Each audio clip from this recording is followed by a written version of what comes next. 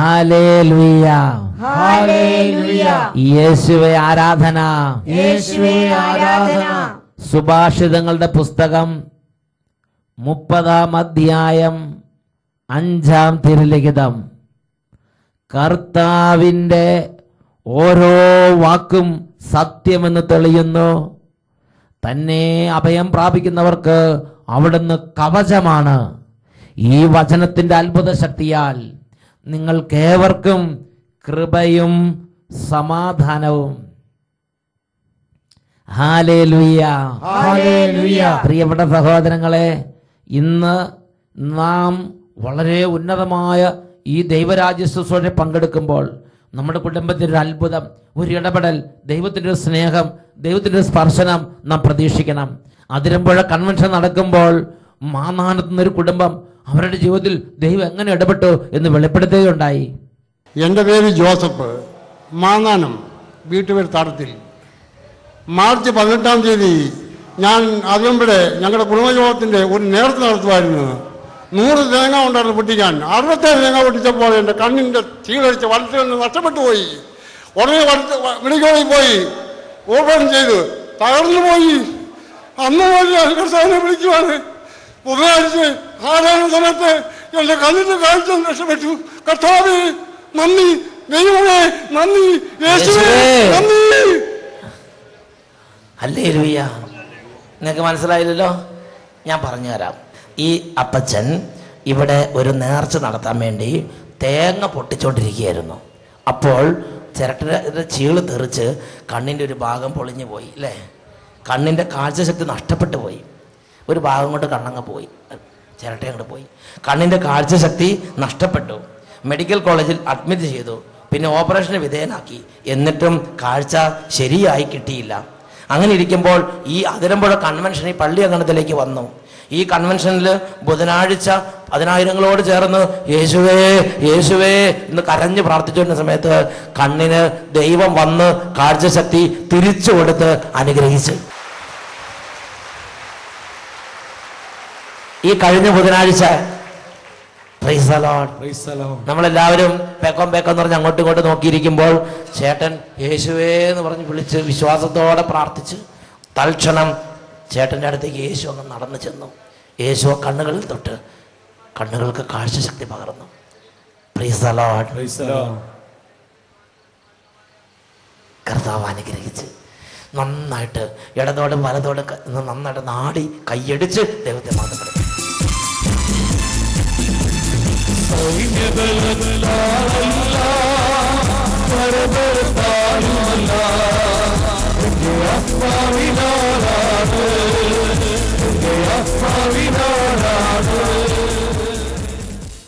Hallelujah, hallelujah. പ്രിയപ്പെട്ട സഹോദരങ്ങളെ, നമുക്കെല്ലാവർക്കും എഴുന്നേറ്റ് നിൽക്കാം. ഇത് വലിയ ദൈവത്തിൻ്റെ ഇടപെടലുള്ള സമയമാണ്. വളരെ വലിയ ദൈവഭക്തിയോടെ ശുശ്രൂഷയിൽ പങ്കെടുക്കാൻ വേണ്ടി ദൈവം നമ്മളെ വിളിച്ചിരിക്കുകയാണ്. പ്രിയ ദൈവ പൈതലെ, ഹൃദയത്തിൽ എന്തെങ്കിലും തരത്തിലുള്ള വെറുപ്പ് വിദ്വേഷം ഉണ്ടെങ്കിൽ ഇന്നിപ്പോൾ യേശുവിൻ്റെ നാമത്തെ ഉപേക്ഷിക്കുക. ഇപ്പോൾ എന്തെങ്കിലും പാപം ഉണ്ടെങ്കിൽ അതിനെക്കുറിച്ച് അനുദപിക്കുക. ദൈവം നിന്നെ സന്ദർശിക്കുന്ന ആ നിമിഷത്തിലേക്ക് ഇത് അടുത്തു കഴിഞ്ഞു. എല്ലാവരും നന്നായിട്ട് പ്രാർത്ഥിക്കണം. അച്ഛൻ പ്രാർത്ഥിക്കുന്ന സമയത്ത് ഈ കർത്താവെ അനുഗ്രഹിക്കണമേ എന്ന് ഏറ്റു പറഞ്ഞ് പ്രാർത്ഥിക്കണം. കർത്താവെ അനുഗ്രഹിക്കണമേ, കർത്താവേ അനുഗ്രഹിക്കണമേ. ഇന്ന് ഈ ശുശ്രൂഷയിൽ പങ്കെടുക്കുന്ന എല്ലാ ബാലികാ ബാലന്മാരെയും കർത്താവേ അനുഗ്രഹിക്കണമേ. ഈ ശുശ്രൂഷയ്ക്ക് വേണ്ടി ഇപ്പോൾ നാനാഭാഗത്തുനിന്ന് ഒരുമിച്ച് കൂടിയിരിക്കുന്ന അധ്വാനിക്കുന്നവരും ഭാരം വഹിക്കുന്നവരുമായ ഓരോ മക്കളെയും കർത്താവേ അനുഗ്രഹിക്കണമേ. രോഗികളായ ദൈവമക്കളെ കർത്താവേ അനുഗ്രഹിക്കണമേ. ഈ ഒരു വചന ശുശ്രൂഷയിൽ ഇന്ന് പങ്കെടുത്തതിന് ശേഷം ഹോസ്പിറ്റലിലേക്ക് പോകാനിരിക്കുന്നവരെ കർത്താവേ അനുഗ്രഹിക്കണമേ. അനേക തരത്തിൽ മനപ്രയാസവും സങ്കടവും ദുഃഖവും വേദനയും ആത്മഹത്യ ചെയ്യുന്ന മനം തകർന്നിരിക്കുന്നവരെ കർത്താവേ അനുഗ്രഹിക്കണമേ. പ്രാർത്ഥിക്കാൻ ഒട്ടും കഴിവില്ലാത്ത വിധം ഹൃദയത്തിൽ മന്ദത ബാധിച്ചവരെ കർത്താവേ അനുഗ്രഹിക്കണമേ. വചനം കേൾക്കുമ്പോൾ ദുരാത്മ പീഡയുള്ള ദൈവമക്കളെ കർത്താവേ അനുഗ്രഹിക്കണമേ. ഓരോ കുടുംബങ്ങളെയും കർത്താവേ അനുഗ്രഹിക്കണമേ. ഈ പ്രോഗ്രാം അറ്റൻഡ് ചെയ്യുന്ന എല്ലാ രാജ്യങ്ങളെയും കർത്താവേ അനുഗ്രഹിക്കണമേ. രണ്ട് കരങ്ങൾ ഉയർത്തി എല്ലാ ഭൂഖണ്ഡങ്ങളെയും അനുഗ്രഹിക്കാൻ, എല്ലാ രാജ്യങ്ങളെ അനുഗ്രഹിക്കാൻ, എല്ലാ കുടുംബങ്ങളെ അനുഗ്രഹിക്കാൻ, ഇതിൽ ഓരോ വ്യക്തികളെ അനുഗ്രഹിക്കാൻ വേണ്ടി കരങ്ങൾ ഉയർത്തി നമുക്ക് ഉറക്കെ സ്തുതിക്കാം. Hallelujah, hallelujah, hallelujah, hallelujah. പരിശുദ്ധാത്മാവേ നിറയണമേ, കൃപ ചൊരിയണമേ, അഭിഷേകം ചൊരിയണമേ, നന്മ നിറയ്ക്കണമേ, സൗഖ്യം നിറയ്ക്കണമേ, സ്നേഹം നിറയ്ക്കണമേ, സന്തോഷം നിറയ്ക്കണമേ, വചനം നിറയ്ക്കണമേ, ആത്മാവിനെ നിറയ്ക്കണമേ, കൃപ നിറയ്ക്കണമേ, വിടുതൽ നൽകണമേ, ഉയർച്ച നൽകണമേ, ഉണർവ് നൽകണമേ, സമാധാനം നൽകണമേ, കുടുംബങ്ങളെ രക്ഷിക്കണമേ, യുവതിവാക്കന്മാരെ അനുഗ്രഹിക്കണമേ. Hallelujah, hallelujah. യേശുവേ ആരാധന, ആരാധന, ആരാധന. യേശുവേ ആരാധന, ആരാധന. Hallelujah, hallelujah. യേശുവേ ആരാധന, യേശുവേ ആരാധന, യേശുവേ ആരാധന, യേശുവേ ആരാധന, യേശുവേ ആരാധന, യേശുവേ നന്ദി. Praise the Lord. Praise the Lord. Hallelujah. Hallelujah. നമുക്ക് എല്ലാവർക്കും സ്വസ്ഥാനങ്ങളിലേക്ക് ഇരിക്കാം. ഇന്ന് നാം ചിന്തിക്കുന്നത് എങ്ങനെ ഈ സമാധാന തകർച്ച എന്നതിനെ കുറിച്ചാണ്. യേശയ്യായുടെ പുസ്തകത്തിൽ 57-ാം അധ്യായം 20-21 തിരുലിഖിതങ്ങൾ. ദുഷ്ടർ പ്രക്ഷുബ്ധമായ കടല് പോലെയാണ്, അവർക്ക് ശാന്തമാകാനാവുകയില്ല. അതിലെ വെള്ളം ചെളിയും മാലിന്യങ്ങളും അടിച്ചു കയറ്റുന്നു. എൻ്റെ ദൈവം അരുളി ചെയ്യുന്നു, ദുഷ്ടർക്ക് സമാധാനം ലഭിക്കുകയില്ല. പ്രിയപ്പെട്ട സഹോദരങ്ങളെ, ഇന്ന് ഒരുപാട് പേരുടെ ജീവിതത്തിലെ പ്രശ്നമാണ് എല്ലാം വളർന്നു, സമാധാനമില്ല, എല്ലാം തവിട് പൊടിയായി. ഒരുപാട് അധ്വാനിച്ച്, ഒരുപാട് ഓടി നടന്ന്, എല്ലാം വളർത്തി വളർത്തി വളർത്തി കൊണ്ടുവന്ന് ഫലമെടുക്കാറായപ്പോൾ എല്ലാം തകർന്ന് തരിപ്പണമായി. ജോലി കിട്ടാറായപ്പോൾ രോഗം വന്നു. എല്ലാം റെഡിയായപ്പോൾ ഒന്നും അനുഭവിക്കാൻ പറ്റാതെയായി. എല്ലാം കൈവിട്ടു പോയ അനുഭവം. കാറ്റിനെ പിടിക്കാൻ വേണ്ടി ഓടിയ മാതിരി ജീവിതത്തിൽ തോന്നുക. ഒരുപാട് പേരുടെ വേദനയാണിത്. പ്രിയപ്പെട്ട സഹോദരങ്ങളെ, എന്തുകൊണ്ടാണ് നമ്മൾ അധ്വാനിച്ചിട്ട് നമ്മുടെ സമ്പത്ത് അവിടെ ഉയർന്നു വന്നൊരു സമാധാനമായി മാറാത്തത്? എന്തുകൊണ്ടാണ് നാം പഠിച്ചിട്ട് ആ പഠിപ്പിൻ്റെ സർട്ടിഫിക്കറ്റ് കിട്ടിയിട്ട് അതെല്ലാം കൂടി ഒരു അനുഗ്രഹമായി, ഒരു സമാധാനമായി ജീവിതത്തിലേക്ക് രൂപാന്തരപ്പെടാത്തത്? എന്തുകൊണ്ടാണ് നാം വളർത്തിയ സാമ്രാജ്യങ്ങളെല്ലാം തകർന്ന് തരിപ്പണമായി കിടക്കുന്നത്? സങ്കീർത്തന പുസ്തകത്തിൽ 45-ാം അധ്യായം 6-7 തിരുലിഖിതങ്ങൾ. ദൈവവചനം അവിടെ ഒരു ദൈവ പൈതലിനെ അവതരിപ്പിക്കുകയാണ്. എന്താണ് ഈ ദൈവ പൈതലിന്റെ പ്രത്യേകത? അദ്ദേഹത്തിൻ്റെ ചെങ്കോൽ എന്നും ഉയർന്നു നിൽക്കുന്നു. അദ്ദേഹത്തിൻ്റെ സിംഹാസനത്തിന് മങ്ങലേൽക്കുന്നില്ല. അദ്ദേഹത്തിൻ്റെ അധ്വാനം ഓരോ ദിവസവും കഴിയുന്നവരും അധ്വാനം ചെയ്യുന്നതെല്ലാം ഇതാ മഹത്വമായി, സമാധാനമായി മേൽക്കുമേൽ കൂടി കൂടി കൂടി കുന്നുകൂടി വരികയാണ്. എന്താണ് കാരണം? അതാണ് 45-ാം അധ്യായം 6-7 തിരുലിഖിതങ്ങൾ. നിന്റെ ദിവ്യ സിംഹാസനം എന്നേക്കും നിലനിൽക്കുന്നു. നിന്റെ ചെങ്കോൽ നീതിയുടെ ചെങ്കോലാണ്. നീ നീതിയെ സ്നേഹിക്കുകയും ദുഷ്ടതയെ വെറുക്കുകയും ചെയ്യുന്നു. ആകയാൽ നിന്റെ ദൈവം നിന്നെ മറ്റുള്ളവരിൽ നിന്ന് ഉയർത്തി ആനന്ദത്തിന്റെ തൈലം കൊണ്ട് നിന്നെ അഭിഷേകം ചെയ്തിരിക്കുന്നു. നിന്റെ ദൈവം, ആകയാൽ നിന്റെ ദൈവം നിന്നെ മറ്റുള്ളവരിൽ നിന്ന് ഉയർത്തി ആനന്ദത്തിന്റെ തൈലം കൊണ്ട് അഭിഷേകം ചെയ്തു. നിന്റെ ദിവ്യ സിംഹാസനം എന്നേക്കും നിലനിൽക്കാൻ തക്കവിധം ദൈവം അവിടെ പ്രവർത്തിച്ചു കൊണ്ടിരിക്കുന്നു. നിന്റെ ചെങ്കോൽ എന്നും നിന്റെ കയ്യിലിരിക്കാൻ തക്കവിധം ദൈവം അത് നിന്റെ കയ്യിൽ പിടിപ്പിച്ചു നിർത്തുന്നു. പ്രിയപ്പെട്ട സഹോദരങ്ങളെ, എന്താണ് അതിന്റെ കാരണം? ബൈബിളിൽ 45-ാം അധ്യായത്തിൽ സങ്കീർത്തന പുസ്തകം രേഖപ്പെടുത്തുകയാണ്. 7-ാമത്തെ വാക്യത്തിൽ രേഖപ്പെടുത്തുകയാണ്, നീ ദുഷ്ടതയെ വെറുക്കുകയും നീതിയെ സ്നേഹിക്കുകയും ചെയ്യുന്നു. പ്രിയപ്പെട്ട സഹോദരങ്ങൾ, ദുഷ്ടത അത് നമ്മുടെ അധ്വാനത്തിന്റെ മണ്ഡലങ്ങളെയും ഉയർച്ചയുടെ മണ്ഡലങ്ങളെയും മനസ്സിന്റെ സമാധാനത്തെയും ആത്മാവിന്റെ സ്വസ്ഥതയും നശിപ്പിക്കുന്ന വളരെ കഠിനമായ ഒരു പ്രശ്നമാണ്. ഇതാ നരകവിധി നിനക്ക് വേണ്ടി കാത്തിരിക്കുന്നു എന്ന് ദൈവത്തിന് യേശു പഠിപ്പിക്കാൻ തക്കവിധം അത്രയും വലിയ കഠിനമായ ഒരു വിപത്താണ് ദുഷ്ടത എന്നുള്ളത്. എന്നാൽ നമ്മളോ ഇതിനെക്കുറിച്ച് ഗവനിക്കുന്നുമില്ല. നാം ഇതിനെക്കുറിച്ച് ഗവനിക്കാതെ ഇത് നാം അങ്ങോട്ടും ഇങ്ങോട്ടും ദുഷ്ടതയോടെ അങ്ങോട്ടും ഇങ്ങോട്ടും നശിപ്പിച്ചുകൊണ്ടിരിക്കുകയാണ്. ഞാൻ ചില ആളുകളെ ഓർക്കുന്നുണ്ട്. ഒരാൾ എന്നോട് പറഞ്ഞു ഇങ്ങനെയാണ്, ഒരു വലിയ ധനാഢ്യനെ അദ്ദേഹം പരാമർശിച്ച് എന്നിട്ട് പറയുകയാണ്, ഈ ധനാഢ്യൻ ഇത്രയും സമ്പത്ത് ഇങ്ങനെ ഉണ്ടായത് എങ്ങനെയാണെന്നറിയാവോ? സാത്താൻ പൂജ. അയാൾ സാത്താനെ പൂജിച്ചുണ്ടാക്കിയതാണ്. എന്നിട്ട് വീണ്ടും പറഞ്ഞു, അതെ, അദ്ദേഹത്തിന്റെ വീട്ടിൽ കൂടോത്രമൊക്കെ ചെയ്യുന്ന ആൾ, പൂജാരിമാരും കൂടോത്രങ്ങളൊക്കെ നടക്കുന്നുണ്ട്. അദ്ദേഹം ശരിയല്ല. എനിക്കും അദ്ദേഹത്തോടൊരു ഇഷ്ടക്കേട് തോന്നി. ഈ ഒരു ഇതെല്ലാം കേട്ട നല്ല പേരുകെട്ടൊരു മനുഷ്യനാണ്, പക്ഷേ ഇങ്ങനെയെല്ലാം കേട്ട് എനിക്കും ഒരു ഇഷ്ടക്കേട് തോന്നി.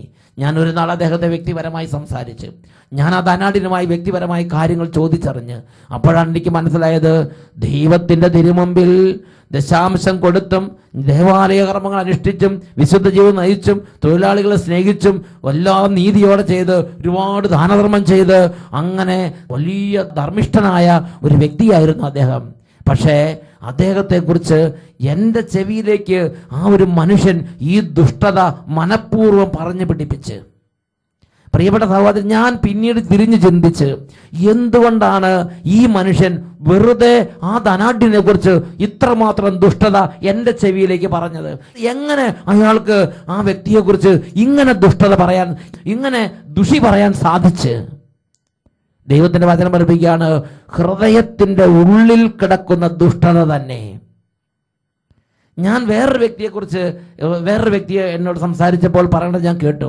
ഒരു പള്ളിക്ക് വേണ്ടി ആത്മാർത്ഥമായി അധ്വാനിച്ചൊരു മനുഷ്യൻ, അദ്ദേഹത്തിന്റെ കയ്യിൽ നിന്ന് ലക്ഷോപല ഒരുപാട് പണം ആ ഇടവക ദേവാലയം അവിടെ വരുന്നതിന് വേണ്ടി ചെലവഴിക്കപ്പെട്ടിട്ടുണ്ട്.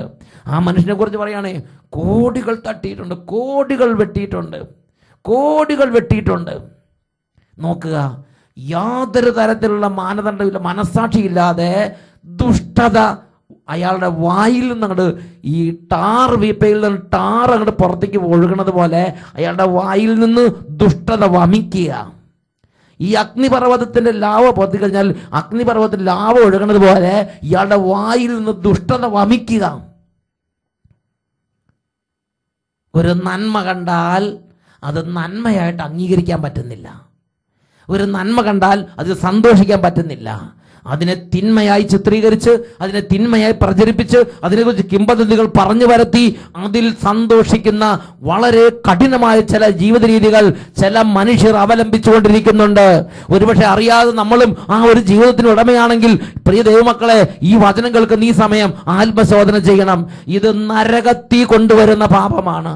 ഇത് നരകവിധിക്ക് എന്നെ നിങ്ങൾ അർഹരാക്കുന്ന പാപമാണ്. പ്രിയപ്പെട്ട സഹോദരൻ, കുടുംബത്തിന്റെ എല്ലാ ഉയർച്ചയും നശിപ്പിക്കുന്ന, കുടുംബത്തിന്റെ ഉയർച്ച കോടാലി വെക്കുന്ന പാപമാണ് ഈ ഒരു ദുഷ്ടത എന്നുള്ളത്. യേശുവിന്റെ ജീവിതത്തിൽ ഇതേപോലെ ഹൃദയത്തിന്റെ ദുഷ്ടത നിമിത്തം യേശുവിനെ അംഗീകരിക്കാൻ പറ്റാത്ത ആളുകളെ കാണുന്നുണ്ട്. യേശുവിന്റെ മേൽ ചെളിയും മാലിന്യങ്ങളും അടിച്ചു കയറ്റിയ, യേശു ക്രിസ്തുവിനെ ദുഷിച്ചു പറഞ്ഞിരുന്ന ആളുകളെ ബൈബിളിൽ കാണുന്നുണ്ട്. വിശുദ്ധ യോഹന്നാന്റെ സുവിശേഷം അതിൽ 10-ാം അധ്യായം അതിൽ 19, 20 തിരുലിഖിതങ്ങൾ. ഈ വാക്കുകൾ മൂലം യഹൂദരുടെ ഇടയിൽ വീണ്ടും ഭിന്നതയുണ്ടായി.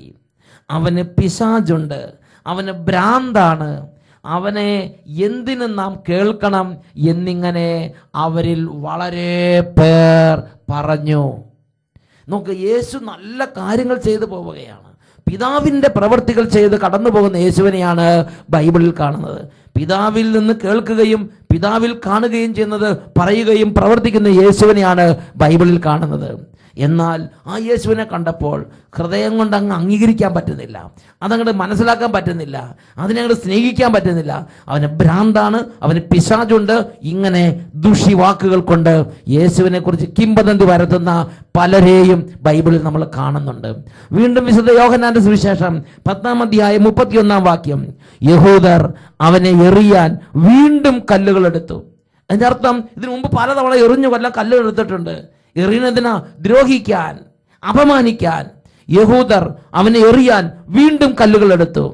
യോഹന്നാന്റെ സുവിശേഷം 10-ാം അധ്യായം 39-ാം വാക്യം ഇതാ വചനം വീണ്ടും പഠിപ്പിക്കുകയാണ്. ഇതാ വീണ്ടും അവർ അവനെ ബന്ധിക്കാൻ ശ്രമിച്ചു, എന്നാൽ അവൻ അവരുടെ കൈകളിൽ നിന്ന് രക്ഷപ്പെട്ടു. പ്രിയപ്പെട്ട സഹോദരങ്ങളെ, യേശു നന്മ ചെയ്ത് കടന്നുപോയി, യേശു സ്വർഗരാജ്യം പ്രഘോഷിച്ച് കടന്നുപോയി. എന്നാൽ ഇത് കേട്ടുകൊണ്ടിരുന്ന ആ യേശു ക്രിസ്തുവിനെ അടുത്തുണ്ടായിരുന്ന പല ആളുകളുടെയും സ്വഭാവം എന്തായിരുന്നു? യേശുവിനെ കൊല്ലണം, യേശുവിനെ ദ്രോഹിക്കണം, യേശുവിനെ അപമാനിക്കണം, അവനിൽ കുറ്റം കണ്ടുപിടിക്കണം, അവനിൽ കുറ്റം ആരോപിക്കണം. ഇതിനു വേണ്ടി തന്നെ കച്ചകെട്ട് ഇറങ്ങി യേശുവിന് ചുറ്റും നടന്നിരുന്ന ആളുകൾ ഉണ്ടായിരുന്നു എന്നുള്ളൊരു സത്യമാണ്. വിശുദ്ധ യോഹന്നാന്റെ സുവിശേഷം 12-ാം അധ്യായം 37-ാം തിരുലിഖിതം വചനത്തിൽ ഇങ്ങനെയാണ് നാം വായിക്കുന്നത്. ഇത് പറഞ്ഞതിന് ശേഷം യേശു അവരിൽ നിന്ന് പോയി രഹസ്യമായി പാർത്തു. അവൻ വളരെ അടയാളങ്ങൾ അവരുടെ മുമ്പാകെ പ്രവർത്തിച്ചെങ്കിലും അവർ അവനിൽ വിശ്വസിച്ചില്ല. Hallelujah, hallelujah. പ്രിയപ്പെട്ട സഹോദരരെ ശ്രദ്ധിക്കുക. യേശു വളരെ പ്രകടമായി ദൈവരാജ്യം പ്രസംഗിച്ചു, വിശ്വസിക്കാൻ തക്കവിധം വലിയ അടയാളങ്ങൾ അവരുടെ മുമ്പിൽ കാണിച്ചു. പക്ഷേ അവർ അംഗീകരിച്ചില്ല, അവർ യേശുവിനെ അംഗീകരിച്ചില്ല, വിശ്വസിച്ചില്ല. വീണ്ടും വിശുദ്ധ യോഹന്നാന്റെ സുവിശേഷം 7-ാം അധ്യായത്തിൽ രസകരമായ മറ്റൊരു രംഗമുണ്ട്. യേശുവിനെ ബന്ധിക്കാൻ വേണ്ടി അവർ ശ്രമിച്ചു, യേശുവിനെ കൊല്ലാൻ വേണ്ടി ആലോചിച്ചു. യേശുവിനെ പിടിച്ചു കെട്ടിക്കൊണ്ട് വരാൻ വേണ്ടി ഇതാ ഇവർ ഫരീസയന്മാരും കൂട്ടരും ഇതാ സേവകന്മാരെ യേശുവിൻ്റെ അടുത്തേക്ക് അയച്ചിരിക്കുകയാണ്. സേവകന്മാർ യേശുവിൻ്റെ അടുത്ത്, പാവപ്പെട്ട മനുഷ്യർ, സാധാരണ മനുഷ്യർ യേശുവിൻ്റെ അടുത്ത് ചെന്നു. അപ്പോൾ അവർക്ക് യേശുവിൽ നല്ല മതിപ്പായി. അങ്ങനെ ഈ സേവകന്മാർ യേശുവിനെ പിടിച്ചു കെട്ടാതെ വെറും കൈയോടെ തിരിച്ചു വന്നു. വിശുദ്ധ യോഹന്നാന്റെ സുവിശേഷം 7-ാം അധ്യായം 45 മുതൽ 48 വരെ തിരുലിഖിതങ്ങൾ. സേവകന്മാർ തിരിച്ചു ചെന്നപ്പോൾ പുരോഹിത പ്രമുഖന്മാരും ഫരീസയരും അവരോട് ചോദിച്ചു, എന്തുകൊണ്ടാണ് നിങ്ങൾ അവനെ കൊണ്ടുവരാത്തത്?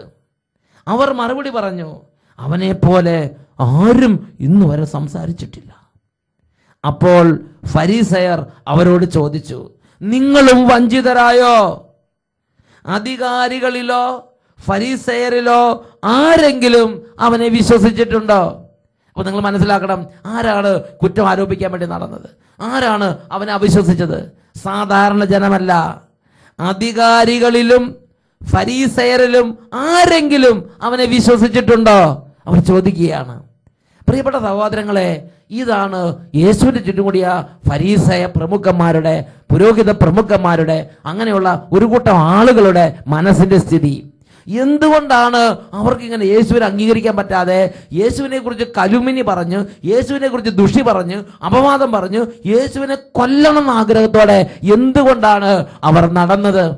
അതിനെക്കുറിച്ച് വിശുദ്ധ യോഹന്നാന്റെ ലേഖനത്തിൽ ഒരു പ്രബോധനം നമുക്ക് കാണാൻ സാധിക്കും. 8-ാം അധ്യായം 43-ാം തിരുലിഖിതം. യേശുവിന്റെ ചുറ്റും നിൽക്കുന്ന ആളുകൾ യേശു പറഞ്ഞ് സ്വീകരിക്കുന്നില്ല, അത് ഗ്രഹിക്കാൻ അവർ മെനക്കെടുന്നില്ല. പിന്നെയോ കുറ്റം ആരോപിക്കാനും കൊല്ലാനും അവർ മെനക്കെട്ട് ഇറങ്ങിയിരിക്കുകയാണ്. അപ്പോൾ യേശു അവരോട് സംസാരിക്കുന്ന ഭാഗമാണ് 8-ാം അധ്യായം 43-ാം തിരുലിഖിതം. ഞാൻ പറയുന്നത് എന്തുകൊണ്ട് നിങ്ങൾ ഗ്രഹിക്കുന്നില്ല? എന്റെ വചനം ശ്രവിക്കാൻ നിങ്ങൾക്ക് കഴിവില്ലാത്തത് കൊണ്ട് തന്നെ. നിങ്ങൾ നിങ്ങളുടെ പിതാവായ പിശാചിൽ നിന്നുള്ളവരാണ്, നിങ്ങൾ അവന്റെ ഇഷ്ടം നിർവഹിക്കാൻ ആഗ്രഹിക്കുന്നു. അപ്പോൾ ഹൃദയത്തിൽ പൈശാചിക പീഡ ഒരു വ്യക്തിയെ അലട്ടുമ്പോൾ നമുക്ക് ചുറ്റും നന്മ ചെയ്യുന്ന പലരെയും അംഗീകരിക്കാൻ ഉൾക്കൊള്ളാനും പറ്റാതെ അവരെ കുറിച്ച് ദുഷി പറഞ്ഞ് അവരെ നശിപ്പിക്കാൻ വേണ്ടി നമ്മുടെ ജീവിതത്തിന്റെ മണിക്കൂറുകളും മിനിറ്റുകളും നാം നശിപ്പിച്ചുകൊണ്ടിരിക്കും. പ്രിയപ്പെട്ട സഹോദരങ്ങളെ, വലിയൊരു കെണിയാണത്, ഹൃദയത്തിലെ പൈശാചിക പീഡ. ഞാൻ പറയുന്നത് എന്തുകൊണ്ട് നിങ്ങൾ ഗ്രഹിക്കുന്നില്ല? അത് ഗ്രഹിക്കാൻ നിങ്ങൾക്ക് കഴിവില്ലാത്തത് കൊണ്ട് തന്നെ. കാരണം നിങ്ങൾ നിങ്ങളുടെ പിതാവായ പിശാചിൽ നിന്നുള്ളവരാണ്. ഇതാണ് എൻ്റെ ഒന്നാമത്തെ കാരണമായി യേശു ബൈബിളിൽ അവരോട് തന്നെ നേരിട്ട് പറയുന്നത്. ഇനി രണ്ടാമത്തെ കാരണമുണ്ട്. വിശുദ്ധ ലൂക്കായുടെ സുവിശേഷത്തിൽ 11-ാം അധ്യായത്തിൽ 39-ാമത്തെ വാക്യത്തിൽ നമുക്കത് വായിക്കാൻ സാധിക്കും. യേശു ഫരീസയരോടും പുരോഹിത പ്രമുഖന്മാരോടും നിയമജ്ഞരോടും കൺഫ്രണ്ട് ചെയ്യുന്ന, അവരെ നേരിടുന്ന ഒരു രംഗത്ത് യേശു നിരവധി കാര്യങ്ങൾ അവരെ കുറിച്ച് പറഞ്ഞിട്ട് 39-ാമത്തെ വാക്യം വരുമ്പോൾ യേശു അവരെ കുറിച്ച് പറയുകയാണ്, ഫരീസയരായ നിങ്ങൾ കോപ്പകളുടെയും പാത്രങ്ങളുടെയും പുറം കഴുകി വെടിപ്പാക്കുന്നു, നിങ്ങളുടെ അകമോ കവർച്ചയും ദുഷ്ടതയും കൊണ്ട് നിറഞ്ഞിരിക്കുന്നു. ഫരീസയായ നിങ്ങൾ കോപ്പകളുടെയും പിഞ്ഞാണുകളുടെയും പുറം കഴുകി വെടിപ്പാക്കുന്നു, എന്നാൽ നിങ്ങളുടെ അകമോ കവർച്ചയും ദുഷ്ടതയും കൊണ്ട് നിറഞ്ഞിരിക്കുന്നു. പ്രിയപ്പെട്ട സഹോദരങ്ങളെ, നമ്മുടെ ഹൃദയത്തിൽ ദുഷ്ടത കുടികൊള്ളുന്നത് കൊണ്ടാണ് നമുക്ക് ചുറ്റുമുള്ളവരെ നന്മയെ അംഗീകരിക്കാതെ അവരെ ഇകഴ്ത്തി സംസാരിക്കുക, അവരെ കുറിച്ച് ദുഷിവാക്കുകൾ പറയുക, അവരെ കുറിച്ച് അപവാദം പറഞ്ഞു വരുത്തുക, അവരെ നശിപ്പിക്കുക, അവരെ സംശയിക്കുക, അവരെ വിശ്വസിക്കാതിരിക്കുക. എന്ത് ചെയ്താലും ചങ്കെടുത്ത് കാണിച്ച ചെമ്പരത്തിപ്പൂ എന്ന് പറഞ്ഞ വിധത്തിൽ നമ്മുടെ സ്വഭാവം മാറിപ്പോവുകയാണ്. കാരണം നമ്മുടെ ഉള്ളിൽ ദുഷ്ടതയാണ്. നമ്മുടെ ചുറ്റുവട്ടത്ത് ആളുകൾ പ്രവർത്തിക്കുമ്പോൾ അവരുടെ ആത്മാർത്ഥത കണ്ട് മനസ്സിലാക്കാൻ നമുക്ക് കഴിയുന്നില്ല.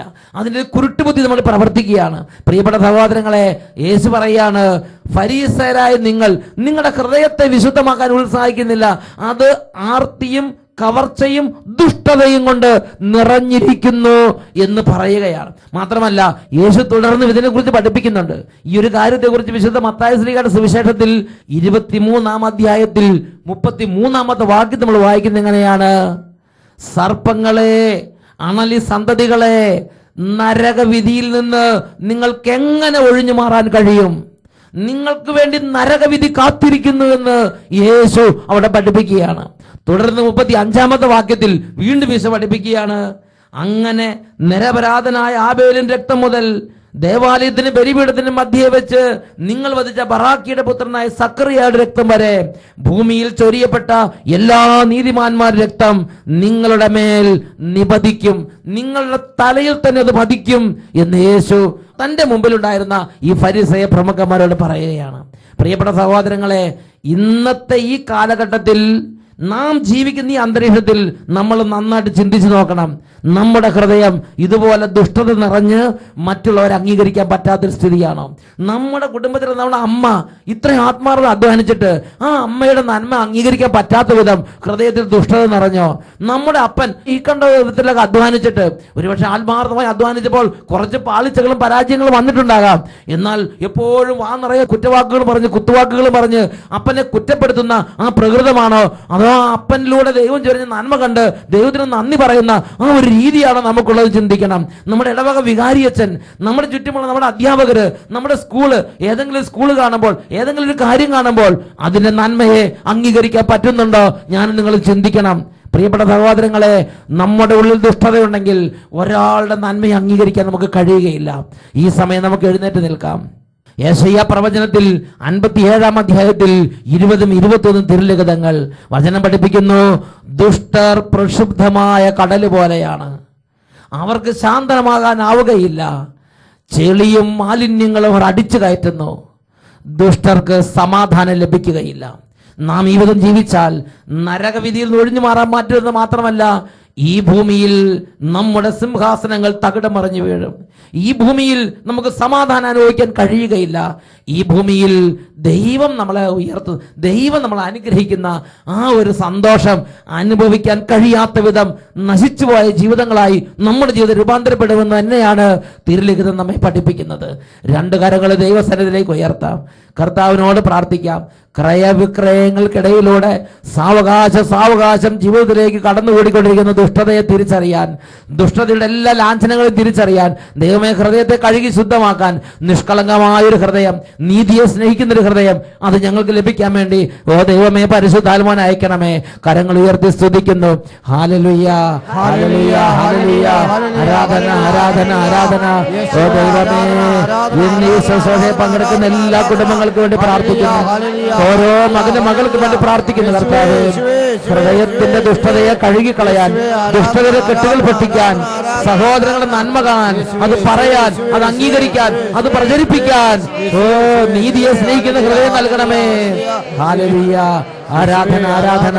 യേശുവേ, യേശുവേ, യേശുവേ, യേശുവേ, അഭിഷേകം ചെയ്യണമേ, അഭിഷേകം ചെയ്യണമേ. Hallelujah, hallelujah. യേശുവേ നന്ദി. Praise the Lord. Praise the Lord. Hallelujah. Hallelujah.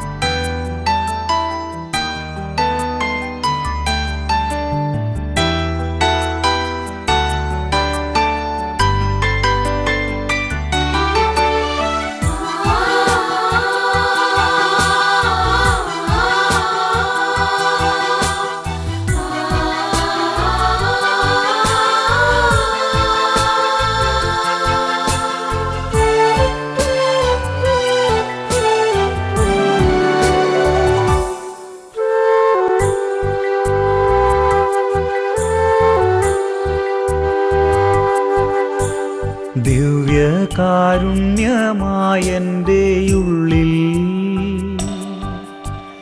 Isho ഇന്നു വാഴാനെത്തും നേരം മനസ്സൊരുവൻ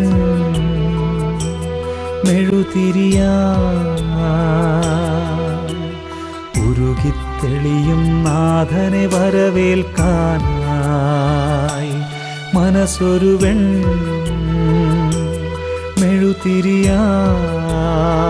മെഴുതിരിയായി ഉരുകിത്തെളിയും നാഥനെ വരവേൽക്കാനായി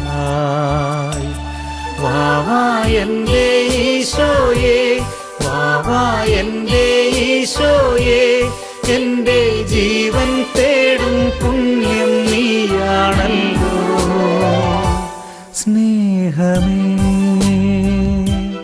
മോക്ഷമേ, ഭാഗ്യമേ.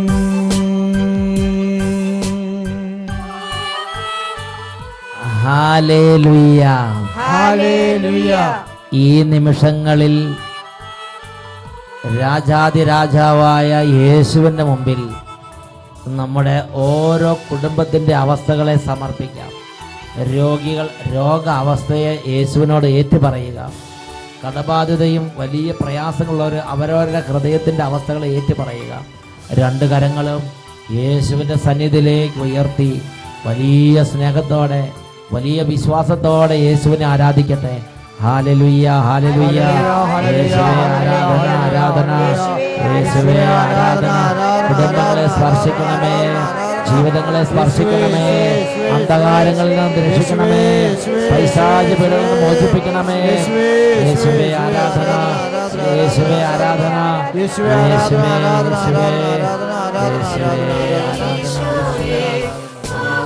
എൻ്റെ ഈശോയേ, എൻ്റെ ജീവൻ തേടും പുണ്യം നീയാണല്ലോ.